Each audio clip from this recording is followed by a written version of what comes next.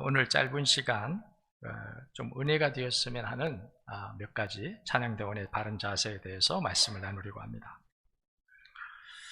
첫째로 찬양은 우리가 찬양의 정의를 알고 하면 좋겠다는 생각이 들어와요. 찬양의 정의. 찬양은 노래가 아니다.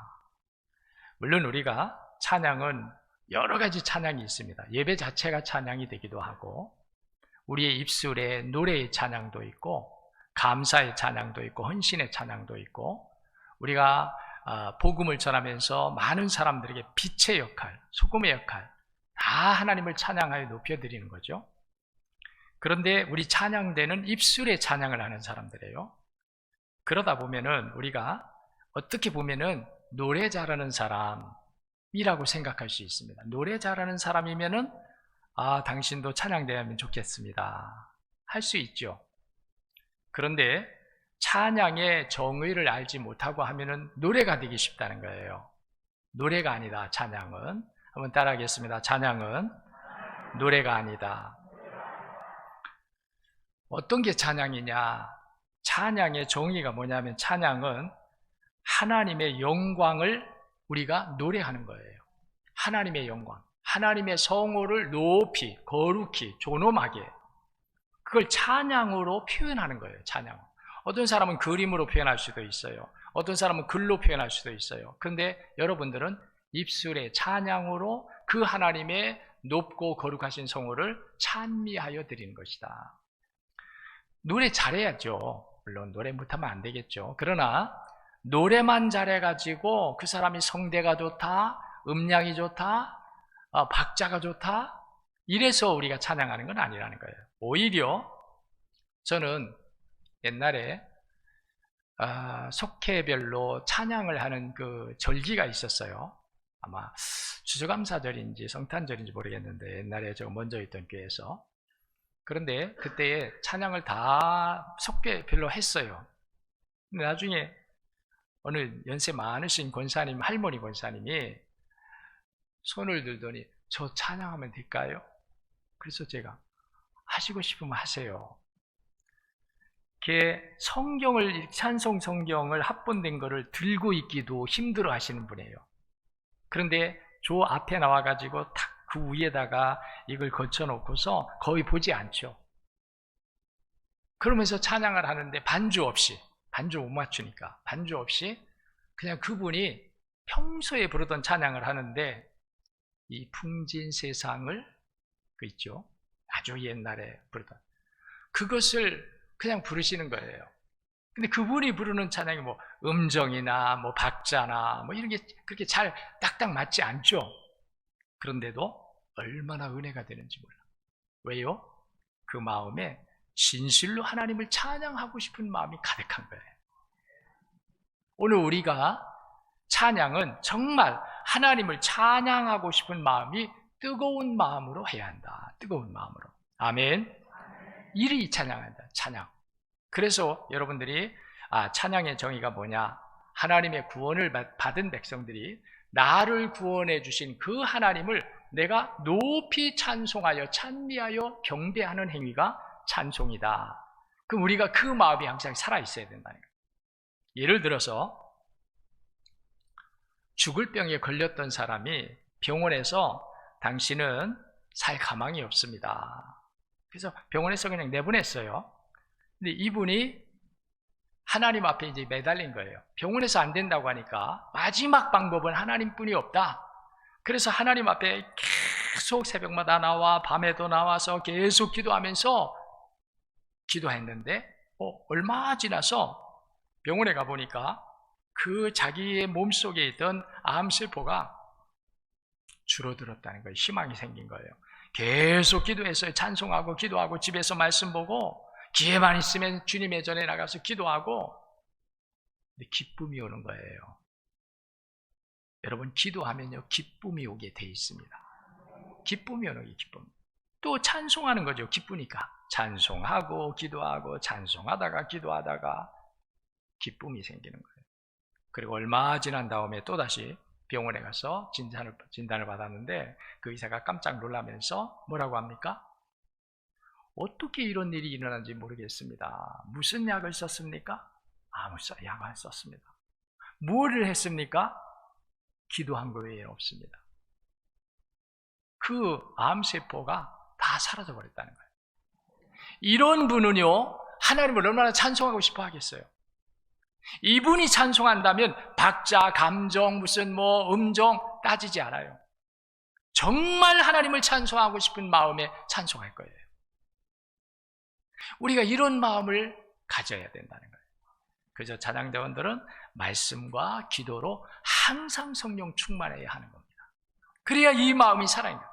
찬양을 하는데 습관적으로 하거나 내가 찬양대원인데 빠지면 안 되지 의무적으로 하거나 이것이 아니라 찬양은 우리 속에서 감사와 기쁨이 넘쳐서 자원하는 마음, 진짜 나 혼자라도 찬송하고 싶은 그 마음으로 우리가 하나님을 찬송하는 것이 우리 찬양대가 해야 할 찬송이다. 그 다음에 또 하나는요, 우리 찬양대는 거룩한 삶 속에서 나오는 찬양이어야 한다.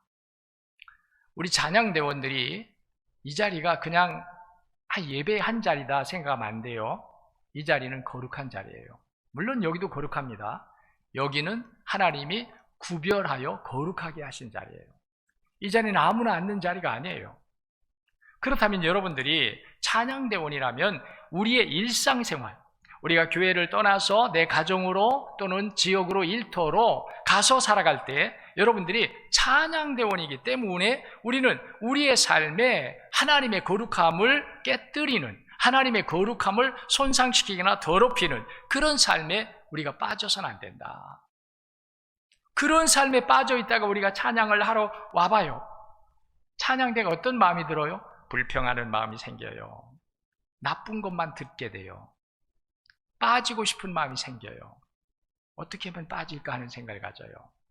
반대로 거룩한 삶을 살다가 모든 우리의 범사 일상의 삶이 하나님의 찬양을 해야 될 사람으로 내가 거룩한 삶을 지키는 거예요. 범죄할 일에도 범죄하지 아니하고 우리가 마음을 더럽힐래도 마음을 더럽히지 아니하고 내 욕심과 내 욕망을 따라 살아갈 일에도 우리가 절제하면서 구별된 삶을 살다가 우리가 하나님 전에 나와봐요. 이 자리가 얼마나 복된 자리인지가 느껴지는 거예요. 우리가 찬양하는 사람이 얼마나 하나님이 나를 사랑하시고 나를 불러서 특별히 세워주신 사람인지가 느껴지는 거예요. 이런 사람은 정말 이 자리에서 내가 찬양을 한다는 것이 얼마나 감사한 일이고 기쁜 일이고 복된 마음을 가지는지. 그래서 찬양대원은 절대로 세상에 나가 살 때에 자기를 더럽히는, 믿음을 더럽히는, 하나님의 거룩하게 우리를 부르시고 세워주신 이 거룩함을 깨뜨리는 이런 삶에 여러분들이 빠지면 안 된다. 빠지면 안 된다. 거기에 여러분들이 구별되게 나를 지키고 찬양할 사람으로 내 자신을 하나님 앞에 올바르게 세워갈 줄 아는 이런 삶을 살아갈 때에 하나님은 여러분들의 찬양을 기뻐 받으실 줄로 믿습니다. 찬양하는 여러분들이 사는 거예요. 살아있는 찬양이 나오는 거예요. 그런 사람은. 그 다음에 마지막으로는요, 여러분들이 찬양대원은 교만을 버리고 겸손한 자세를 취해야 된다. 어느 분이 그런 이야기를 합니다. 목소리가 다 다르잖아요. 여러분이 도레미파솔라시도 똑같이 하는데요, 음의 색깔이 달라요. 소프라노인데도 음의 색깔이 달라. 남자 베이스인데도 똑같은 베이스 소리 아니에요. 도레미파솔 솔 다 같이 소리를 해도 그 음성의 색깔이 다 달라요. 그런데 그게 합쳐지면은 정말 좋은 하모니가 되는 거예요. 그게 합쳐져서 똑같은 음이 나면요 기계음 같아. 근데 음이 조금씩 달라요. 음 색깔이 다른데 그 음 색깔이 다른 사람들이 똑같이 모여져서 한 화음이 이루어지니까 하모니가 되어서 아름다운 소리로, 아름다운 찬양으로 올려진다는 거예요. 근데 그때에 누가 나는 우리 중에서 나만큼 찬양하는 사람이 없어, 그리고서 자기 목소리를 더 크게 내려 한다거나 자기가 주도적으로 이끌어 가려고 한다거나, 그러면은 그것은 노래하는 한 개인으로서는 탁월하다, 뛰어나다 할 수 있을지 모르지만 찬양대원으로서는 합하지 않다. 찬양대원은 합하지 않다. 찬양대원은요, 절제할 수 있어야 돼요. 내 소리가 너무 크게 나가도 안 돼요. 반대로 내가 입만 벌리고 소리를 작게 해도 안 돼요. 그럼 다른 사람의 소리가 어떤 소리 나요? 한 사람의, 몇 사람의 소리만 나는 거예요. 그러면 그 찬양대의 소리가 좋은 소리가 안 나와요. 똑같은 음량으로 똑같이 합해서 나올 때 각기 다른 음인데 똑같은 볼륨으로 나오니까 그게 합해져서 좋은 하모니가 된다는 거예요. 아멘. 그래서 너무 튀게 나 혼자 찬양하려 하지도 말고, 다른 사람 찬양할 때 나는 입만 벌리고 그냥 조그맣게 소리 내지도 말고, 그러면 안 된다는 거예요. 그러면 다른 사람의 소리가 나와. 내가 소리 내야서 각기 모든 사람이 자기 볼륨, 자기 분량의 소리를 내야 되는데 안 내면 소리 내는 사람의 소리만 나는 거예요. 그럼 거칠게 들려요. 그래서 여러분들이 찬양을 할 때는 다 같이 너무 튀지 말고, 너무 소리를 작게 하지 말고, 내가 맡은 분량에, 내가 맡은 파트에서 우리가 할 일을 해야 한다. 그래서 하모니라고 하는 말이 참 좋은 것 같아요. 하모니. 다른데 하나가 되어서 나갈 때 아름다운 소리가 나오는 거예요. 아름다운 소리가. 믿으시기를 축원합니다. 그래서 우리는 겸손한 자세, 교만한 자세 갖지 말고, 교만한 자세, 교만한 마음을 우리가 가질 수 있어요. 왜? 다 나보다 못하다, 나만큼 하는 사람이 없다, 그러면 이게 교만해지는 거예요. 옛날에 1980년대 후반 아주 찬양단이 굉장히 교회마다 붐을 이룰 때예요. 찬양단. 뭐 웬만한 교회도 찬양단이 다 생겼어요. 그런데 그 찬양단이 꾸려지면서 말썽 문제가 일어나는 것이 어느 부분이냐면 드럼 파트예요. 이 드럼 파트는 신나거든요. 그러면 드럼도 절제하면서 쳐야 돼요. 전체의 한 부분이에요. 드럼이 전체가 아니에요. 드럼이 이끌어가는 게 아니에요. 드럼도 찬양단 속의 한 일부분이에요. 그러면 맞게 드럼이 내야 할 소리만을 내야 되고, 분량도, 그 음량도 그만큼만 내줘야 돼요. 근데 이 청년들이 되게 신이 나서 하다 보면 막 치는 거예요.